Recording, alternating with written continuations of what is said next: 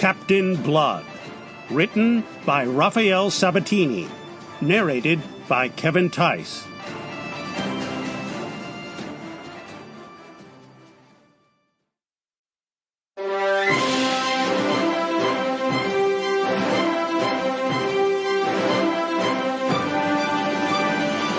Chapter 1.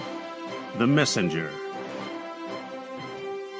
Peter Blood, Bachelor of Medicine and several other things besides, smoked a pipe and tended the geraniums boxed on the sill of his window above Water Lane in the town of Bridgewater. Sternly disapproving eyes considered him from a window opposite, but went disregarded.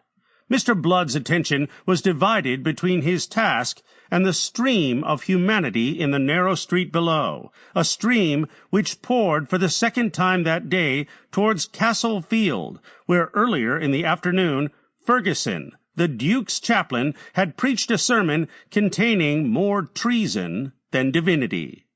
These straggling, excited groups were mainly composed of men with green boughs in their hats and the most ludicrous of weapons in their hands. Some, it is true, shouldered fowling pieces, and here and there a sword was brandished, but more of them were armed with clubs, and most of them trailed the mammoth pikes fashioned out of scythes, as formidable to the eye as they were clumsy to the hand. There were weavers, brewers, carpenters, smiths, masons, bricklayers, cobblers, and representatives of every other of the trades of peace among these improvised men of war. Bridgewater, like Taunton, had yielded so generously of its manhood to the service of the bastard Duke that for any to abstain whose age and strength admitted of his bearing arms was to brand himself a coward or a papist. Yet Peter Blood, who was not only able to bear arms, but trained and skilled in their use, who was certainly no coward, and a papist only when it suited him, tended his geraniums and smoked his pipe on that warm July evening as indifferently as if nothing were afoot. One other thing he did. He flung, after those war-fevered enthusiasts, a line of Horace, a poet for whose work he had early conceived an inordinate affection. Quo, scelesti ruitis? And now, perhaps you guess why the hot, intrepid Blood, inherited from the roving sires of his Somerset mother, remained cool amidst all this frenzied, fanatical heat of rebellion.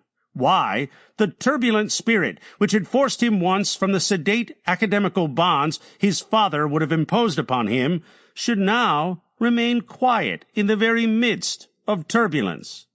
You realize how he regarded these men who were rallying to the banners of liberty, the banners woven by the virgins of Taunton, the girls from the seminaries of Miss Blake and Mrs. Musgrove, who, as the ballad runs, had ripped open their silk petticoats to make colors for King Monmouth's army.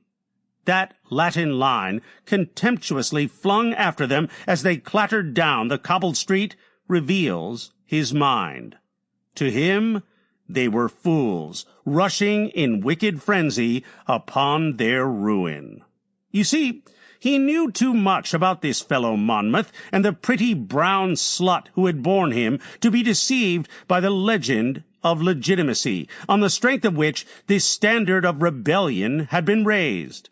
He had read the absurd proclamation posted at the cross at Bridgewater, as it had been posted also at Taunton and elsewhere, setting forth that, upon the decease of our sovereign Lord Charles II, the right of succession to the crown of England, Scotland, France, and Ireland, with the dominions and territories thereunto belonging, did legally descend and devolve upon the most illustrious and high-born Prince James, Duke of Monmouth, son and heir apparent to the said King Charles II.